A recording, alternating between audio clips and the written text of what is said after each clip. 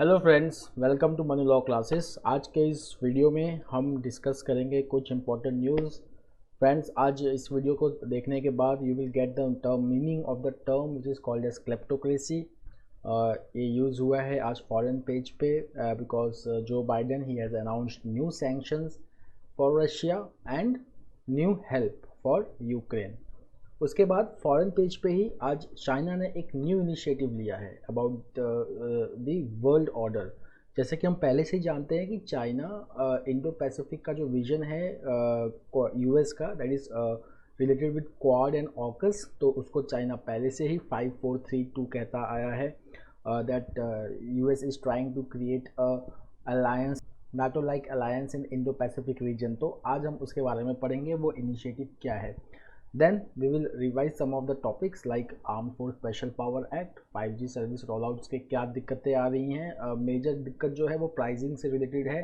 Even after slashing the price by 40%, the base price has been slashed by 40% by TRAI, then still also there is a problem in the pricing because जो 20 साल या 30 साल का जो lease period है, अगर उसके लिए अगर पूरा प्राइस कंपनी अगर देती है सो it comes around rupees 58,000 crore, which becomes too much for these companies.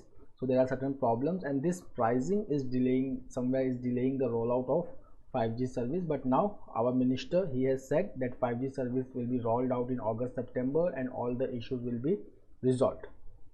Okay, then coming to the editorial pages. तो आज एक एडिटोरियल बहुत ही इंपॉर्टेंट है, खासकर क्योंकि आप क्लैट में अपियर करते हैं, आपको लीगल सेक्शंस भी डील करना पड़ता है। So it is about the death penalty. तो वो आर्टिकल हम ज़रूर देखेंगे, उसमें जो इम्पोर्टेंट केसेस है उसके बारे में भी हम पढ़ेंगे। So let's start with the news.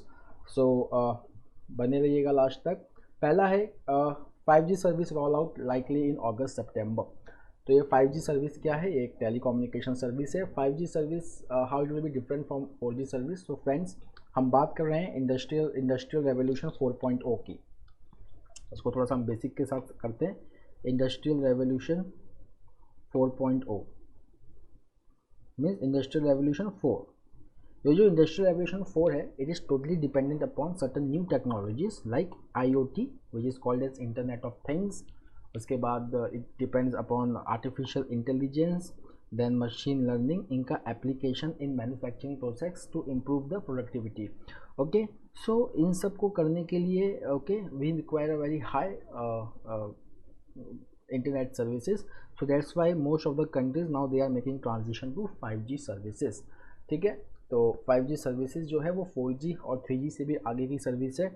कल के न्यूज़पेपर में हमने किया था एक इम्पॉर्टेंट टेलीकम्युनिकेशन से रिलेटेड कि लेफ्ट विंग एक्सट्रीमिज्म एरिया में the government is now going to make transition from 2G to 3G and 4G services. Okay, 4G services in left wing extremism. इसके लिए कौन सा फंड यूज़ होने वाला है? Universal service obligation fund which was established under the Indian Telegraph Act 1885। और ये हम कैसे फंड को क्रिएट करते हैं?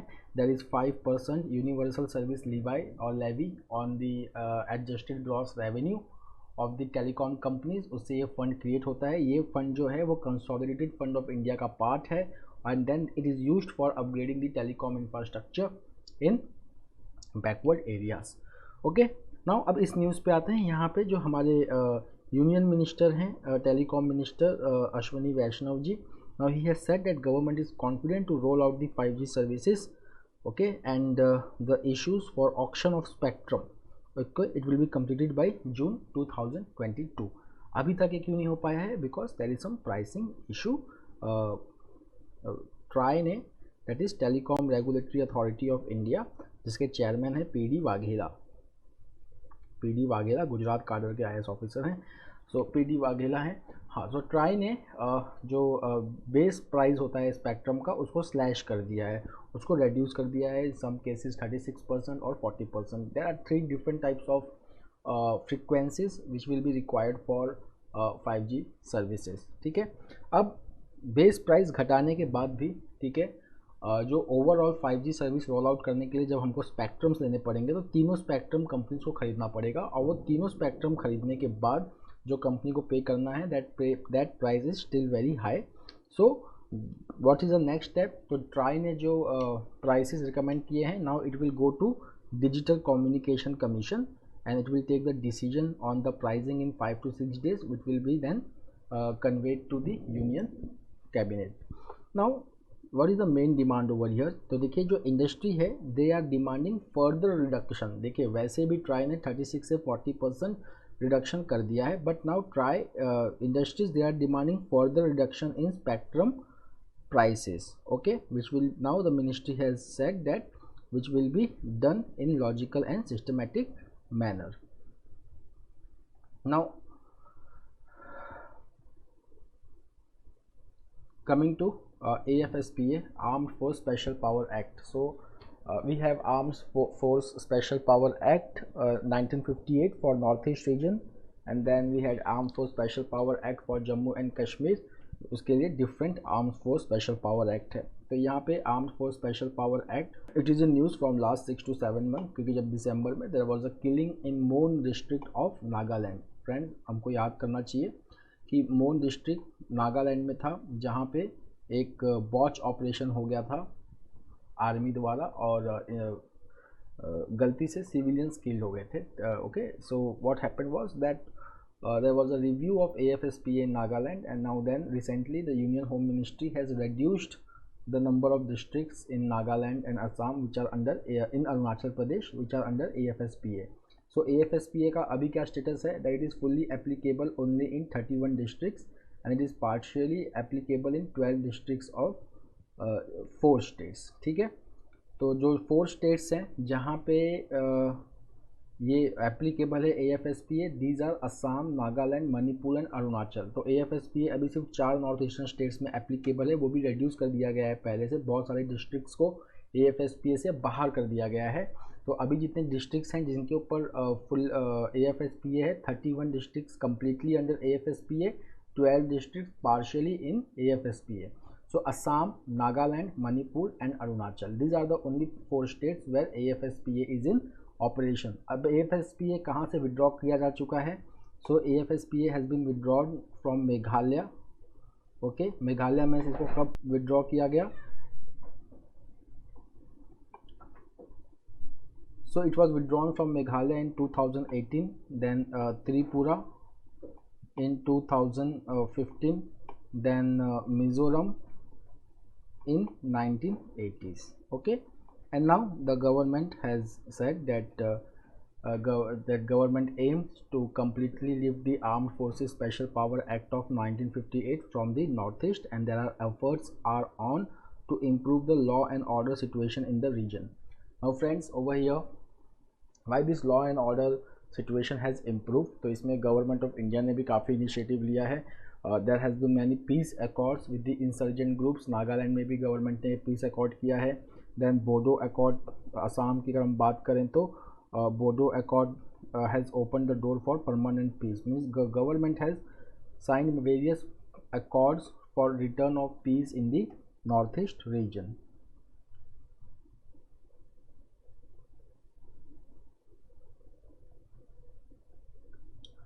Now friends, one-liner news. So West Bengal offers seats to students who are back from Ukraine. So Ukraine में जितने भी हमारे मेडिकल स्टूडेंट्स थे जो रिटर्न हुए हैं after the Russia Ukraine crisis, now West Bengal chief minister has said that the government is going to accommodate the students who had returned to West Bengal from Ukraine who have not completed their academic programs.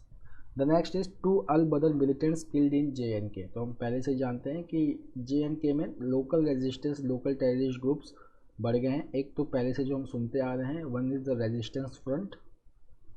The resistance front it is the shadow of Lashkar Taiba LET.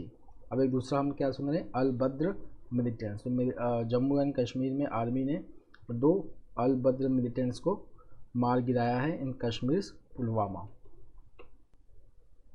Now friends, एक explainer में आज जो important है वो है Russian Rowlatt with gas supplies. तो यहाँ पे गाज़प्रोम ये रशिया का गैस कंपनी है, एनर्जी कंपनी है. इसने 2 कंट्रीज़ जो हैं यूरोपियन यूनियन का, उनको सप्लाई करने से मना कर दिया है. एक तो है पोलैंड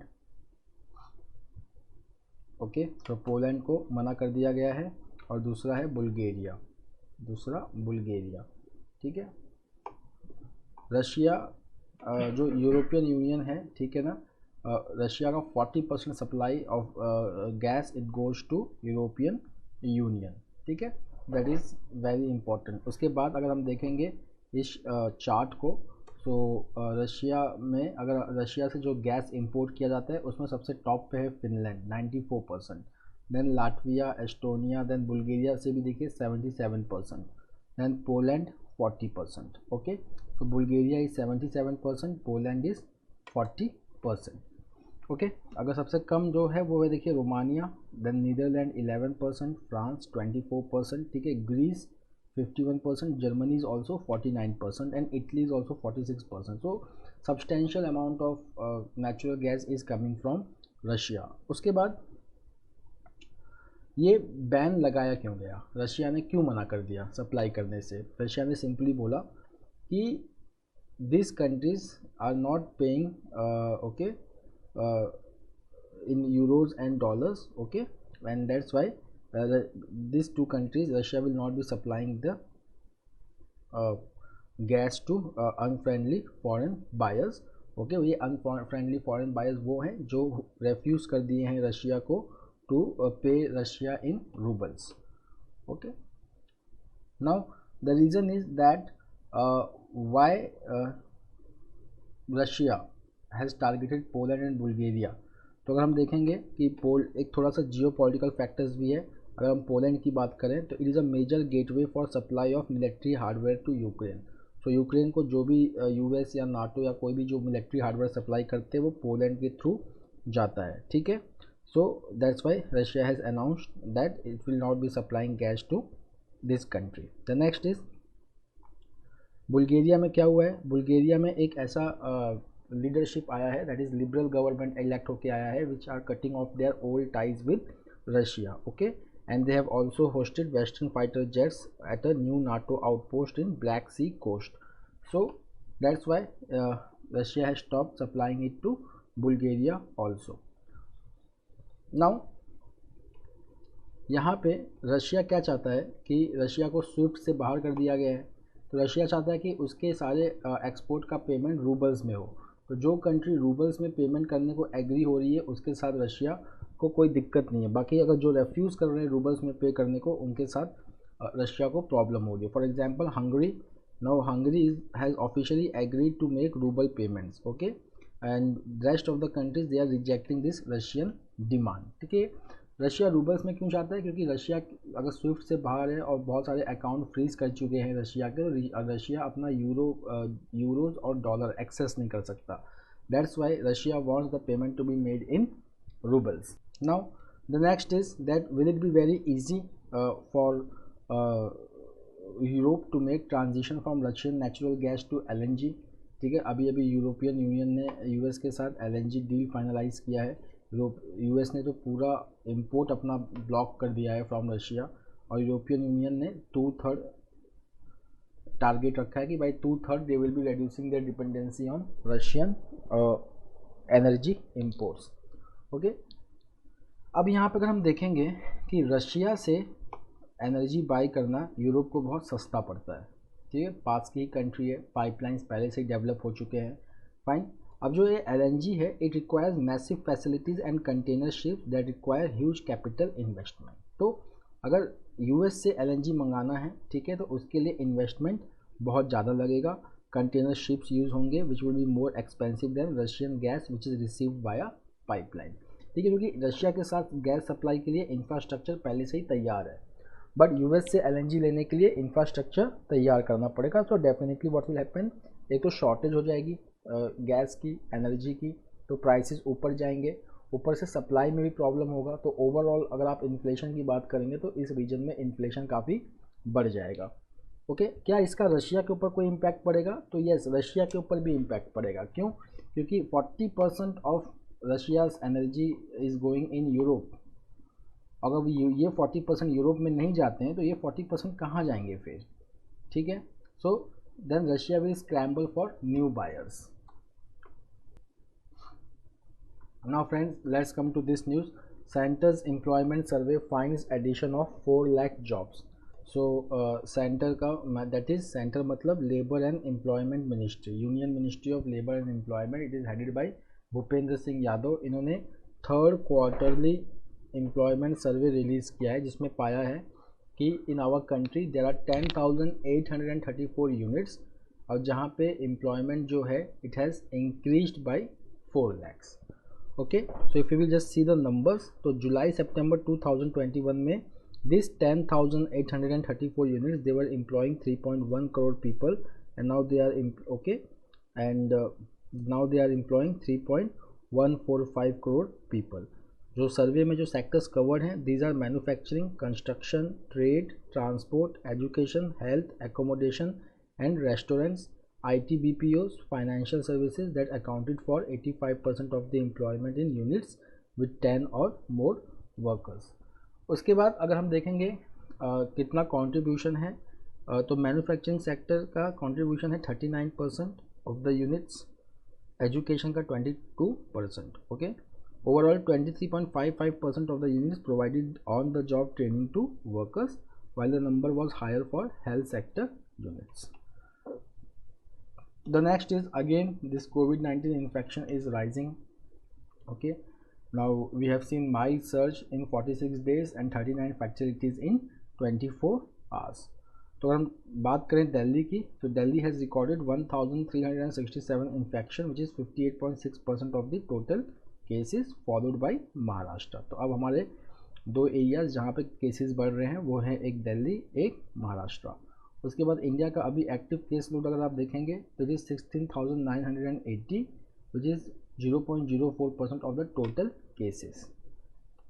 उसके बाद सेंटर का जो वैक्सीनेशन कवरेज है it has crossed 188.62 crore on Thursday. The next is prepare for Swift conflicts IAF chief. तो हमारे IAF चीफ कौन है? VR Chaudhary. So our Chief of Air Staff, Air Chief Marshal VR Chaudhary, he has said that India has to prepare for swift battles, ठीक है, short and hard battle, ठीक है, and we have to invent our stocking philosophies in such a way that it can take the care of serviceability linked inventory management system। मतलब during the war there should be ample supply of arms and ammunitions to the fighting forces, ठीक है। तो इन्होंने Ukraine war में देखिए यही tactic follow किया गया है that wars are of shorter duration. Ukraine में क्या हुआ है, वॉर्स जो है वो शॉर्टर ड्यूरेशन के हैं, ठीक है ना, but they are hard battles, ठीक है। तो हमारे जो आर्मी एयरफोर्स चीफ है वो इसी तरफ इशारा कर रहे हैं कि हमें भी ऐसे वॉर के लिए तैयार होना पड़ेगा। The next is one liner again that Biden has proposed $33 billion aid for Ukraine, ठीक है। तो अगर हम यहाँ पे देखेंगे तो the US Congress it has approved an additional $33 billion in security, humanitarian and economic assistance for Ukraine। Along with that the US President Joe Biden इन्होंने sanctions भी अनाउंस किया है to he has proposed कि जितने भी US में asset हैं Russian ओलिगार्च के उनको सीज करके उनको फ्रीज कर दो, ठीक है। यहाँ पे इन्होंने एक टर्म यूज़ किया है, देखिए, जिसको कहते हैं क्लेप्टोक्रेसी,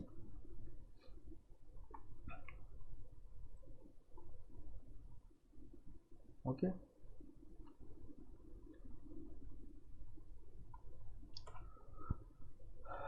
क्लेप्टोक्रेसी क्या होता है? क्लेप्टोक्रेसी का मतलब होता है कि जो पावर में होते हैं वो अपने सिटीजन्स का पैसा या लैंड या एसेट सीज करके खुद अमीर बन जाते हैं, ठीक है, that is called as kleptocracy.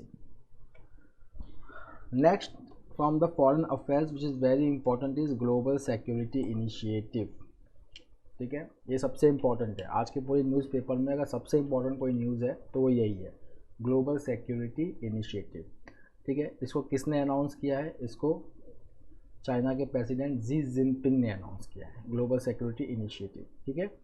और इसका एम क्या है? It is the aim is to counter the US Indo Pacific strategy and Quad according to Chinese officials, ठीक है।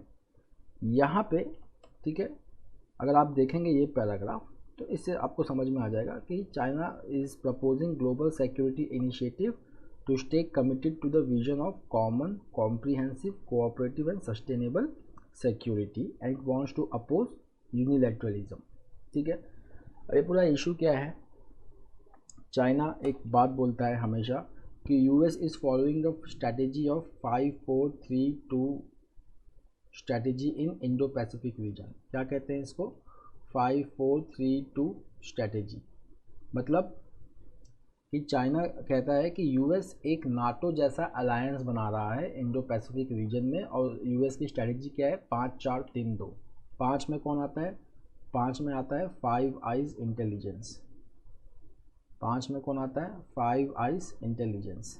इसमें हमारे कंट्रीज़ जो हैं वो हैं Australia, New Zealand, UK, US, Canada.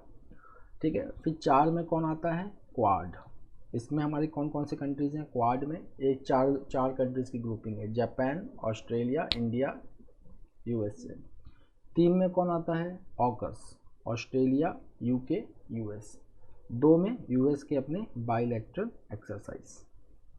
ठीक है, सो नाउ ये पहले से चाइना ने बोला हुआ है यूएस के बारे में। ठीक है, so now China has proposed its own ideology to counter US in Indo Pacific region and that is global security initiative. अब हम फ्रेंड चलते हैं अपने इन्फोग्राफिक की तरफ। अब फ्रेंड्स देखिए, हम सबको पता है कि लेमन का दाम बढ़ा हुआ है, नींबू का दाम काफ़ी ज़्यादा बढ़ा हुआ है। ठीक है, मैंगो का सीज़न आ रहा है बट मैंगो मार्केट में आ नहीं रहा है, तो इसके पीछे क्लाइमेटिक रीज़न क्या है वो ये इन्फोग्राफिक इसको क्लियर करता है। नाउ द डेटा सेज कि India is witnessing excess unseasonal rainfall. Unseasonal rainfall का मतलब कि जो जून से सितंबर का पीरियड होता है रेनफॉल का, उसके बाद जो रेनफॉल होता है उसको कहते हैं अनसीजनल रेनफॉल, सीज़न के बाहर। ठीक है, अब ये जो अनसीजनल रेनफॉल है ये एक्सेस हो रहा है, ज़्यादा ही हो रहा है। ठीक है, उसके साथ साथ अगर एक्सट्रीम हीट भी देखें तो वो भी ज़्यादा हो रहा है। तो दो चीज़ें ज़्यादा हो रही हैं, एक तो एक्सेस अनसीजनल रेनफॉल ज़्यादा हो रहा है, दूसरा एक्सट्रीम हीट ज़्यादा हो रहा है। ठीक है, तो अगर हम देखेंगे कि अगर हमारा जो एक्सेस अनसीजनल रेनफॉल था it was 60% of the normal levels. ठीक है, उसके बाद जो हमारा एक्सट्रीम हीट है तो that is 5 degree Celsius increase in temperature from the usual level specially in northern parts. अब जो अनसीजनल रेनफॉल है it coincided with the mango flowering season of the south. ठीक है, तो मैंगो का प्रोडक्शन हिट हो गया। अब नॉर्थ इंडिया में मैंगो फ्लावरिंग सीजन अभी का है और अब टेम्परेचर बहुत ज़्यादा है, मोर देन 5 डिग्री सेल्सियस, तो it is leading to mango flowers falling off the trees before they are maturing. Okay, so because of this there will be hit in production of mangoes, and the same thing is happening with lemons. Now friend, this is about freebies. ठीक है ना, ये freebies, इसमें जो important point है वो मैं समझा देता हूँ। फ्रीबीज का मतलब होता है कि जैसे होता है ना इलेक्शन के टाइम में गवर्नमेंट ने अनाउंस कर दिया कि there will be subsidies, there will be some things which will be given to the citizens. अब ये हम डिस्कस क्यों कर रहे हैं फ्रीबीज, ठीक है ना। फ्रीबीज मतलब जो फ्री में बांटा जाए लोगों के बीच में। ठीक है, कभी कभी कोई कंट्री फ्रीबीज को अडॉप्ट करती है because it is a populist measure to get votes. Sri Lanka में यही हुआ है। ठीक है, श्रीलंका का जो आज इकोनॉमिक क्राइसिस है उसमें कहीं ना कहीं जो फ्रीबीज कल्चर है वहाँ पे दैट इज़ रिस्पॉन्सिबल। क्योंकि फ्रीबीज से क्या होता है कि रेवेन्यू आपका जो है वो बढ़ नहीं रहा है, बट आपका एक्सपेंडिचर काफ़ी ज़्यादा बढ़ गया। ठीक है, आपका एक्सपेंडिचर काफ़ी ज़्यादा बढ़ गया, रेवेन्यू जो है वो समझो कांस्टेंट है। तो अगर आपका रेवेन्यू कांस्टेंट है और एक्सपेंडिचर बढ़ते जा रहा है तो आपका डेफिसिट जो है that will start increasing. Now अगर आपकी डेफिसिट बढ़ते जा रही है तो इसको आप भरने के लिए क्या करोगे, you will do borrowing. Okay, there will be borrowing. अब इस बोरोइंग क्रिएट्स लायबिलिटी। अगर आप कुछ बोरो करते हो तो आपको उसका इंटरेस्ट भी देना है। ठीक है, और साथ में उसका प्रिंसिपल अमाउंट भी रीपे करना है। तो अब आपका क्या हो गया कि अब आपका एक्सपेंडिचर ज़्यादा बढ़ गया। क्यों? क्योंकि आपको बोरोइंग भी करना है, आपको लोन रीपे भी करना है, आपको इंटरेस्ट भी भरना है, और आपका जो ये फ्रीबीज वाला एक्सपेंडिचर है वो भी करते रहना है। तो कुछ समय के बाद जाके क्या हो जाता है कि दिस लेवल ऑफ बोरोइंग या डेप्ट it becomes unsustainable. Okay, so the डेप्ट मैनेजमेंट बिकम्स वेरी अनसस्टेनेबल। ठीक है, तो अगर आप देखोगे कि डेप्ट जीडीपी रेशियो जो होता है वो भी बढ़ जाता है, डेप्ट जीडीपी रेशियो वो भी बहुत ज़्यादा बढ़ जाता है। अब अगर इंडिया के केस में अगर हम बात करें, ठीक है, तो there is one paragraph which is important for us, that this paragraph, ठीक है, ये आपको पूरा समझा देगा। और सी डेप्ट की अगर हम बात करें, ठीक है ना, स्टेट्स में, तो डेप्ट में states there is 31% of GDP and it came down by almost 10 percentage point two about 22% of GDP bye 2014-15। उसके बाद ये 5 परसेंटेज पॉइंट बढ़ गया बाय फाइनेंशियल ईयर 2020। ठीक है, ये हम स्टेट्स की बात कर रहे हैं। अगर हम कंपेयर करें सेंट्रल गवर्नमेंट के ट्रैक रिकॉर्ड का, सो अगर हम डेप्ट की बात करें तो सेंट्रल गवर्नमेंट का जो डेप्ट टू जीडीपी लिमिट है इसको 40% होना चाहिए, बट अब ये 90% ऑफ जीडीपी है। तो जो हमारा जो फिजिकल स्टेबिलिटी है, ओके, वो मतलब अभी बहुत स्ट्रॉन्ग नहीं है, बिकॉज आवर डेप्ट इज 90% ऑफ आवर जीडीपी।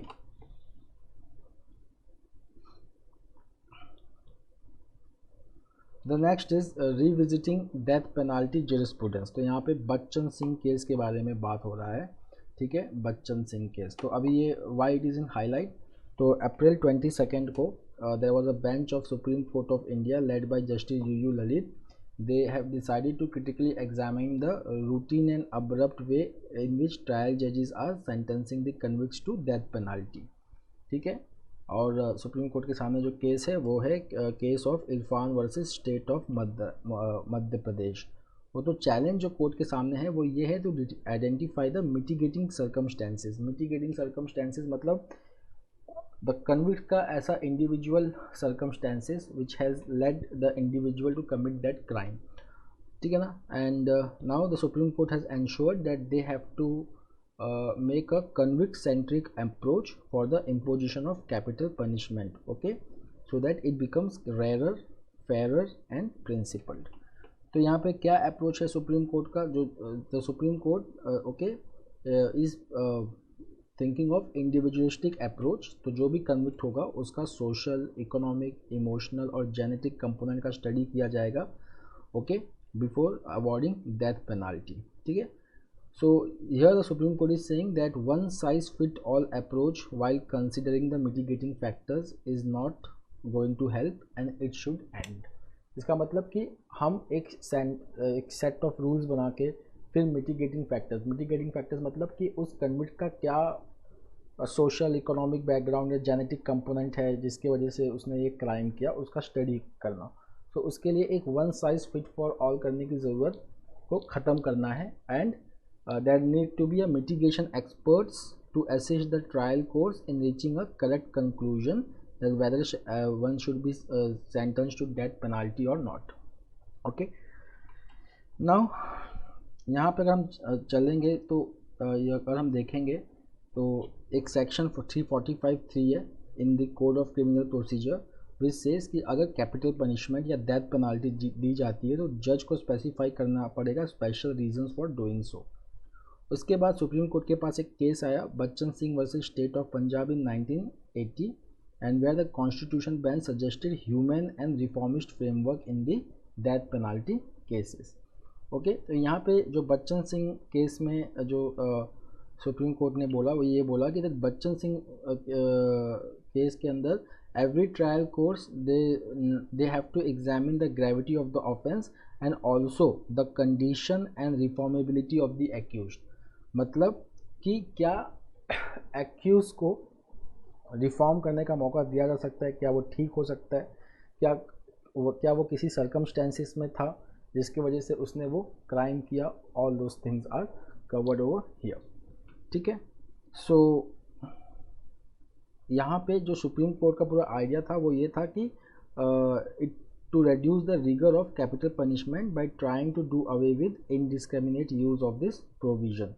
ठीक है, और यहाँ पे बच्चन सिंह के केस में सुप्रीम कोर्ट ने ये आइडेंटिफाई किया कि ऐसा नहीं हो सकता कि दैट नो पर्सन इज इरिफॉर्मेबल. अगर वो रिफॉर्म हो सकता है तो डेथ पेनाल्टी न दे के हम उसको रिफॉर्म होने का मौका दे सकते हैं. But the thing is that in Bachchan Singh case the death penalty was not declared as unconstitutional.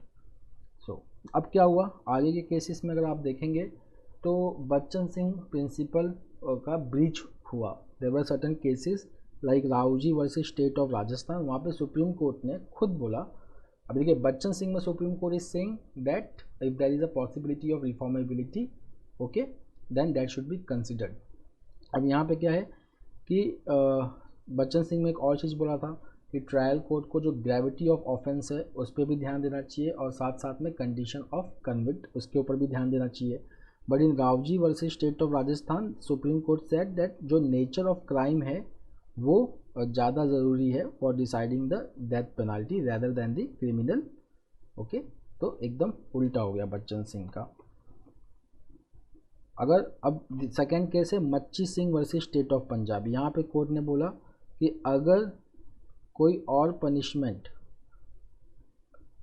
ठीक है ना जस्टिस नहीं कर सकती तब डेथ पेनाल्टी दिया जा सकता है. फाइन.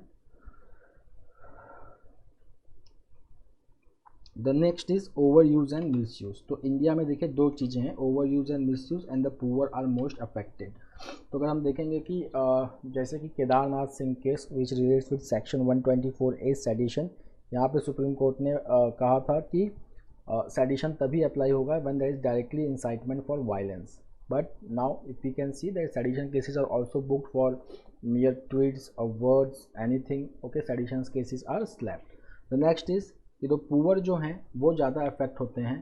ठीक है, अगर यहाँ पे अगर हम देखें कि यूएस में भी ये चीज़ नोटिस किया गया है कि in William versus Taylor the US supreme court has said that the failure of the defence lawyer in highlighting the mitigating factors could lead to avoidance of capital punishment okay and making the legal assistance ineffective. यहाँ पे कहा जा रहा है कि poor जो होते हैं ठीक है लॉयर्स की फीस भी ज़्यादा होती है. तो पुअर जो होते हैं ठीक है वो अगर वो मैंने डिफेंस लॉयर उनको कोई ऐसा मिला जो उनके मिटिगेटिंग फैक्टर को ठीक से हाईलाइट नहीं कर पाया कोर्ट के सामने ठीक है और उनको कैपिटल पनिशमेंट की सज़ा मिल गई तो उसका जो लीगल असिस्टेंस था वो इनइफेक्टिव हो जाता है. ओके, तो यहाँ पे क्या होता है कि पुअर दे सफ़र मोर. ठीक है, now so if you will just see over here कि आज the article is saying now this point becomes important. The court have to revisit the Bachchan Singh okay and it has to see that penalty in the context of article 21 of the constitution. तो ये कह रहा है कि that court have to revisit the Bachchan Singh fine because it refused to declare the death penalty as violative of right to life envisaged under article 21. ठीक है, उसके बाद अगर हम कॉन्स्टिट्यूशंस देखेंगे अक्रॉस द वर्ल्ड तो 108 कंट्रीज ऐसे हैं which have abolished the death penalty in law और 144 countries they have done in by making amendments in their law और प्रैक्टिस. ओके, अब इंडियन कॉन्टेक्स्ट में देखिए ये पैराग्राफ बड़ा इंपॉर्टेंट है. इंडियन कॉन्टेक्स्ट में जहाँ पे judgmental error is quite frequent and quality of education is not ensured so the author is now saying that judicial abolition of death penalty is required. Okay, now friends this article is related to Myanmar. So this is very important article which explains the Myanmar political crisis. वहाँ पे political coup हुआ था 1 February को 1 February 2021 and the leader National League of Democracy की जो leader हैं Aung San Suu इनको imprison कर दिया गया था और अब रिसेंटली इनके ऊपर करप्शन चार्जेस लाए गए हैं और वेरियस अदर चार्जेस इनके अगेंस्ट लाया गया है without any evidence and now she will be jail for more 5 to 7 years. Okay, but now suspension of democracy in Myanmar it has lead to civil on the brink of civil war. It has brought Myanmar on the brink of civil war. Okay, the next is that Myanmar military which is also known as Tatmadaw Okay, they fear that once again if Aung San Suu Kyi returns to the political arena, so she is very popular. Okay, earlier when she was released from the prison and she contested the election, so she has win the Myanmar election by a considerable margin, and that was also one of the reasons that why she was put under arrest. So friends, that's all for today. We will meet tomorrow again with the daily Hindu analysis. Till then, have a nice time. Take care. Thank you.